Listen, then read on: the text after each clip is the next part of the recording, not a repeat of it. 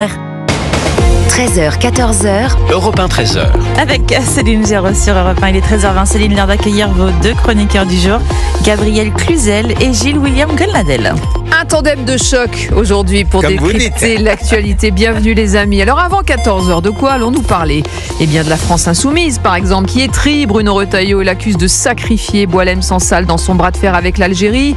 J'ai été un terroriste et je ne m'en excuserai jamais. Les propos glaçants du djihadiste Mehdi Nemmouche au dernier jour de son procès. Et dans le même temps, eh bien Bruno Retailleau qui poursuit sa croisade contre le narcotrafic avec plus ou moins de succès, on va en parler. Et enfin les salariés de la Gaîté Lyrique qui s'inquiètent du retour à la rue des 450 migrants évacués, tous majeurs selon le ministre de l'Intérieur. Mais tout de suite, la crise diplomatique entre Paris et Alger. Hier, on en a beaucoup parlé sur Europe 1, le procureur algérien a donc requis 10 ans de prison ferme contre l'écrivain Boualem Sansal, verdict jeudi prochain. En attendant, Emmanuel Macron a réagi et il mise sur la clairvoyance du président algérien Abdelmajid Tebboune. J'ai confiance dans le président Tebboune et sa clairvoyance pour savoir que tout ça n'est pas sérieux et qu'on a affaire à un grand écrivain qui plus est malade. Et donc je pense qu'il doit retrouver sa liberté, la capacité à se soigner. C'est en ce sens que nous nous battons. Plusieurs messages ont été échangés et je souhaite qu'on puisse trouver une issue rapide à cette situation qui est une situation humaine, humanitaire et de dignité pour tout le monde. Et la réaction tout de suite ce matin, cette fois, du ministre des Affaires étrangères, Jean-Noël Barrot. Nous souhaitons avoir une relation équilibrée et constructive avec l'Algérie. Et s'agissant de Boualem Sansal, nous sommes évidemment préoccupés par son état de santé, par les conditions de sa détention. La réquisition d'une peine d'emprisonnement de 10 ans de prison qui a été prononcée hier ne vaut pas condamnation.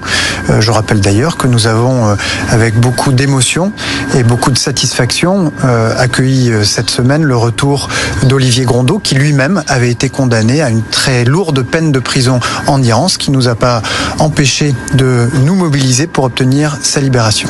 Réquisition ne vaut pas condamnation, Jean-Noël Barrot, et président Macron qui fait confiance à la clairvoyance du président.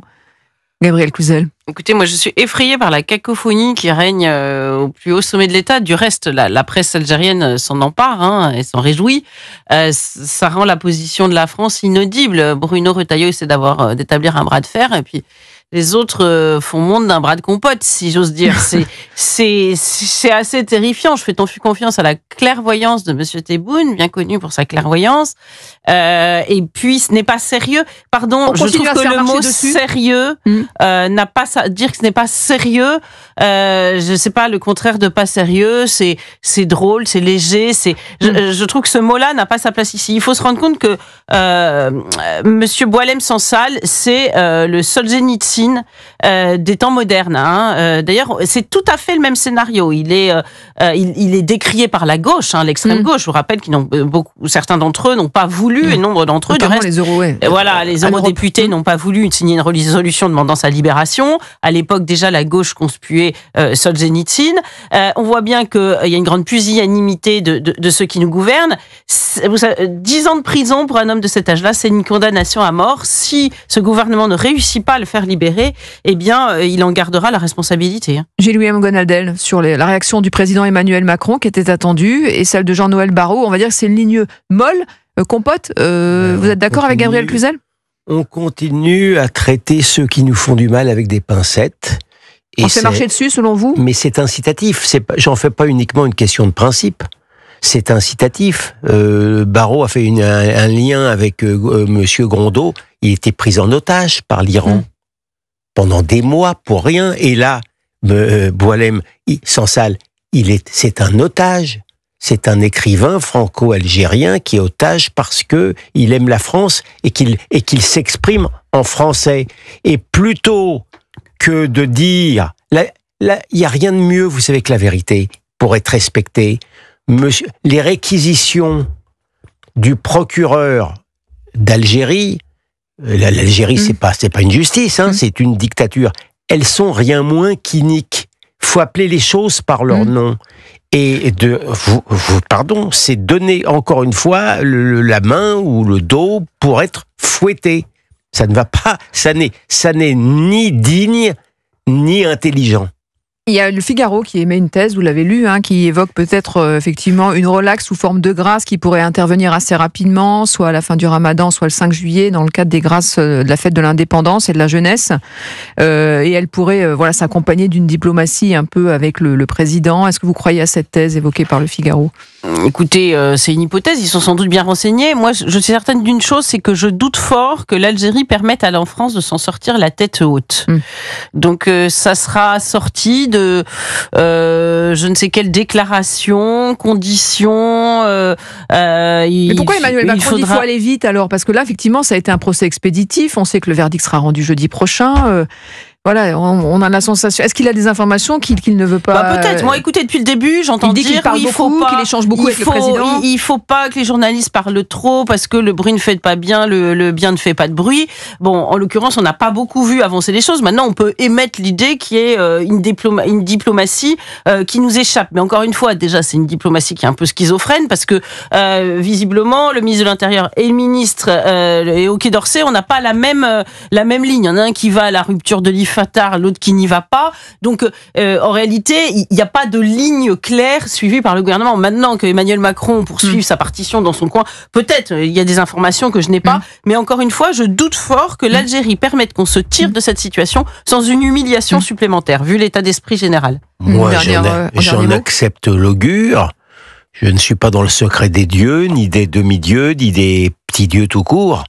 Je sais simplement qu'en tous les cas, en ce qui concerne la presse, quand je vois que le Monde d'hier considérait que c'était presque un geste généreux, au moins la presse elle-même devrait dire que la réalité, c'est un vieillard cancéreux, innocent, qui est pris en otage et que les réquisitions de 10 ans, elles sont iniques. Et on va continuer à parler justement de ce bras de fer avec l'Algérie et la France insoumise qui étrille Bruno Retailleau et l'accuse de sacrifier Boualem Sansal justement dans son bras de fer avec l'Algérie. À tout de suite. De 13h à 14h, vous écoutez Céline Géraud sur Europe 1. Europe 1. 13h, 14h. Europe 1, 13h. Merci de nous rejoindre sur Europe 1. Il est 13h32. Vous écoutez Céline Géraud et avec vous aujourd'hui, Céline, pour décrypter l'actualité. Gabrielle Cluzel, rédactrice en chef du site Boulevard Voltaire et l'avocat Gilles-William Golnadel. Et nos auditeurs qui nous écoutent décrypter cette actualité avec cette crise diplomatique qui ne retombe pas. La France insoumise qui accuse le ministre de l'Intérieur Bruno Retailleau de compliquer la situation de l'écrivain franco-algérien Boualem Sansal et surtout d'instrumentaliser son cas à des fins personnelles. Écoutez Mathilde Panot et Éric Coquerel, les députés de la France insoumise ce matin. Nous avons un problème en France qui s'appelle Monsieur Retailleau, qui utilise l'ensemble des prétextes possibles pour hausser le ton avec l'Algérie et pour mener à une escalade qui vise finalement à des intérêts personnels, c'est-à-dire notamment à servir le congrès de Monsieur Retailleau et des Républicains. Donc maintenant, ça suffit cette escalade. Je pense que tout ça sont des prétextes pour tendre avec l'Algérie.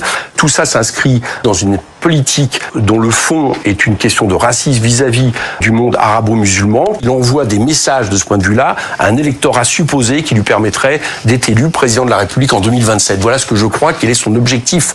Et son objectif principal n'est pas la libération de Boualem Sansal. Voilà, Mathilde Panot, Éric Coquerel, ils osent tout. Non, mais c'est effrayant de mauvaise foi. Effrayant de mauvaise foi. Dire que notre problème en France, c'est Bruno Retailleau, donc foin de Boualem Sansal, foin du régime algérien qu'il retient dans ses geôles.